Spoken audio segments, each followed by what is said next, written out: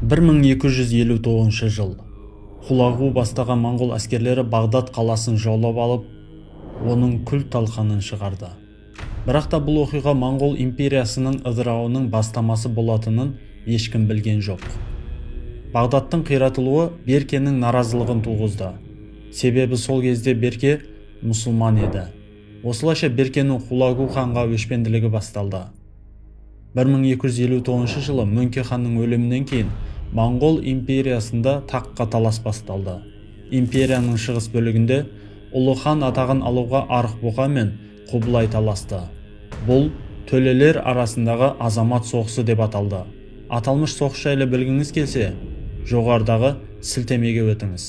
Ал сол уақытта империяның батыс бөлігінде Алтын Орданың билеушісі Берке хан мен Илханаттың басшысы Хулагу хан арасында қақтығыс басталды. Ендеше, бұл хандар арасындағы қақтығыс қалай болды және нәтижесі не болды? Каналға жазылып, пікір қалдыруды ұмытпаңыз. Біз оқиғаны ары қарай жалғастырамыз.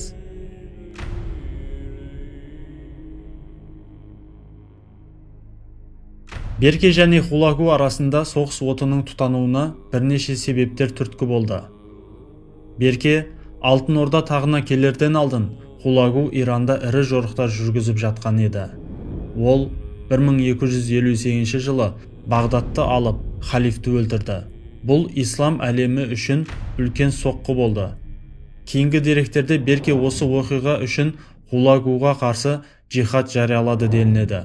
Алайда, іс жүзінде Берке бұл кезде әлі шабуылға көшпеген болатын. Батудың кезінде Жошы ұлысының 3 ханзадасы Құлы, Балағай және Тұтар өз әскерлерімен Хулагуға көмектесу үшін жіберілген. Олар жол бойындағы қалаларда Жошы әулетінің ықпалын сақтағысы келді. Бірақ жергілікті билеушілер Хулагуға шағымданып, салықты оған беруді қалады. Хулагу оларды қолдап Жошы өкілдерінің ықпалын шектей бастады. Ол Бағдатты алғаннан кейін Беркеге тиесілі олжаны да бермей қойды. Бұл Берке үшін әрі саяси, әрі діни тұрғыдан қорлық еді. 1260 жылы Мөңкенің қайтыс болғаны туралы екеуі де естиді. Бірақ соғыс әлі басталмайды. 61 жылы жағдай шиеленісе түседі. Осы тұста қанды оқиғалар орын алды. Хулагу Беркенің 3 туысын Құлы, Балағай және Тұтарды өлтіруге бұйрық берді. Бұл Беркеге жасалған тікелей қастандық еді. Осы кезде Хулагу орталық биліктің әлсіздігін пайдаланып, бұрын Жошы ұлысына тиесілі болған жерлерді тартып ала бастады. Ол Кавказ, Әзербайжан және Хорасан еді. Беркеге салық төлеген билеушілер енді Хулагуға бағынды. Берке мен Хулагу арасындағы соғысқа себеп болған тағы бір мәселе ол Құбылай мен Хулагудың Жошы ұлысын бағындыру әрекеттері еді. 1262 жылдың соңында Мысыр сұлтаны Бейбарыс Беркенің Хулагумен жау екенін естіп, оған хат жібереді. Ол ислам бауырластығын айтып, Хулагуға қарсы соғысқа шақырады. Бұл Беркені қуантты. Осылайша Мәмлүк пен Жошы ұлысы арасында одақ құрылды. Бұл тарихтағы алғашқы жағдай. Моңғол әулеті өз туысына қарсы басқа мемлекетпен одақ құрды. Бұл одақтың нақты әскери серіктестігі болмағанымен, Хулагу енді екі жақты қысымда қалды. Солтүстікте Берке, оңтүстікте Бейбарыс. 1262 жылы Берке хан Хулагу тарапынан жасалған қастандықтарға жауап қайтаруға кірісті. Ол 30 000 әскер жасақтап, оны Кавказ тауларына қарай жорыққа аттандырды.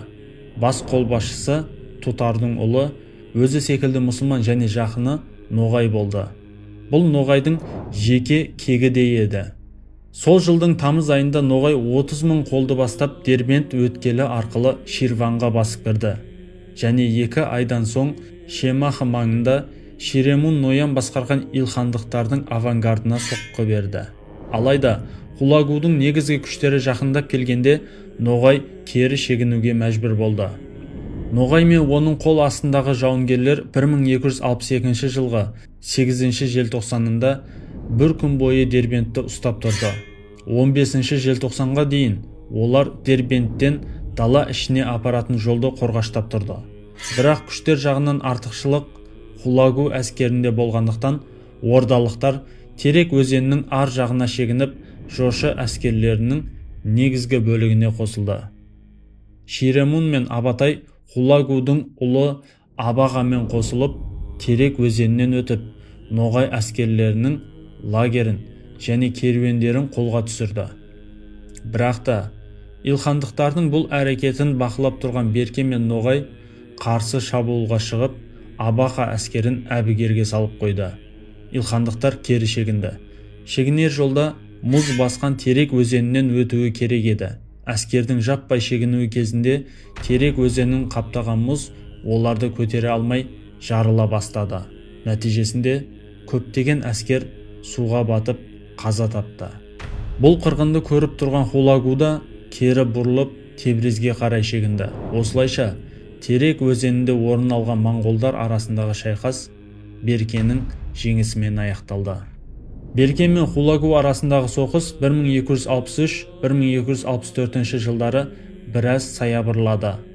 Ноғай Дербенттен үнемі қысым көрсетіп отырды, ал Хулагу Тебриз қаласында тұрып қорғанысын күшейтті. 1264 жылдың соңында Арық-бұқа Құбылай ханға бағынғаны белгілі болды. Бұл кезде Хулагу мен Берке Құбылайдың елшісінен шақырту алды. Олар Құбылайдың таққа келуін ресми түрде бекітіп, Арық-бұқаның тағдырын шешуі керек еді. Бірақ үш ханда, яғни Берке, Хулагу және Шағатай әулетінің басшысы Алғу бұл шақыртудан бас тартты. Бірақ Хулагу енді бара алмайтындай еді. Ол 1265 жылы қаңтарда ауырып, ақпанда қайтыс болды. Ол шамамен 50 жаста еді. Оның әйелі 9 қатын 4 айдан соң көз жұмды. Маусым айында оның үлкен ұлы Абақа Илханаттың билігіне келді. Терек шайқасында жеңілгеннен кейін Абақа әкесінің кеткен жерінен істі жалғастырды.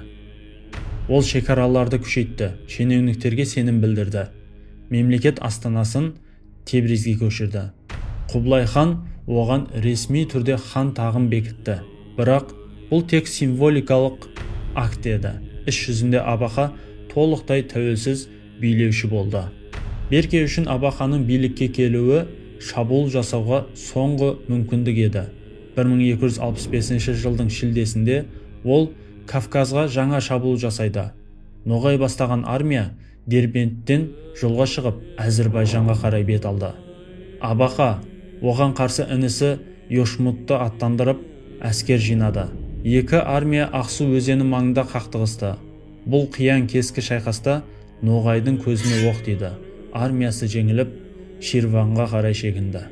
66 жылы екі жақтың негізгі армиялары Кура өзенінің қарама-қарсы жағында тұрып, 14 күн бойы бір-біріне садақ атып, өзеннен өте алмай тұрды. Ақыры Берке Тбилисиге қарай жол алып, басқа өткел іздейді. Алайда бұл жолда Берке ауырып, көз жұмады. Осылайша оның армиясы мен Алтын Орда хандығы бір сәтке басшысыз қалды. Бәрінен көп зардап шеккен Ноғай еді. Бірнеше жылдың ішінде ол әкесінен, көзінен және ханынан айырылды. Ол армияны кері қайтарып, Сарай қаласына оралады. Абақа болса бұрынғыдай қуалап бармайды. Ол Кура өзені бойына ор мен қамал тұрғызып, шекараны нығайтады. Осылайша Берке мен Хулагу арасындағы соғыс аяқталды. Бұл соғыс аяқталғанымен Алтын Орда мен Илханат арасындағы жаулық жалғаса берді. Әр бірнеше жыл сайын жаңа қақтығыстар туындап отырды.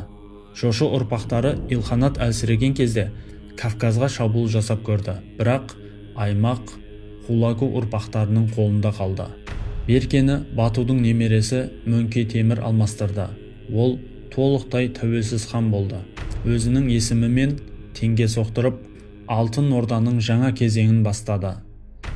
Ноғай болса Алтын Орданың батыс бөлігіне ауысып, Европа мен жошы әулеті арасындағы негізгі делдал рөлін атқарды. Мөңке Темір оның ықпалын бақылауда ұстады. Бірақ кейінгі хандар Ноғайды өз бақылауында ұстай алмады. Берке мен Хулагудың соғысы Моңғол империясының бірлігіне соғылған ең шешуші соққы еді. Бұл оқиға Моңғол империясының жеке ұлыстарға бөлініп, әрқайсысы өз жолымен кетуінің айқын көрінісі. Берке ислам дінін қабылдаған алғашқы хан ретінде исламдық саяси әлеммен одақ құрды. Ал Хулагу халифатты жойған хан ретінде ислам әлемінде жек көрінішті тұлғаға айналды. Видео ұнаса, лайк басып, пікір қалдыруды ұмытпаңыз.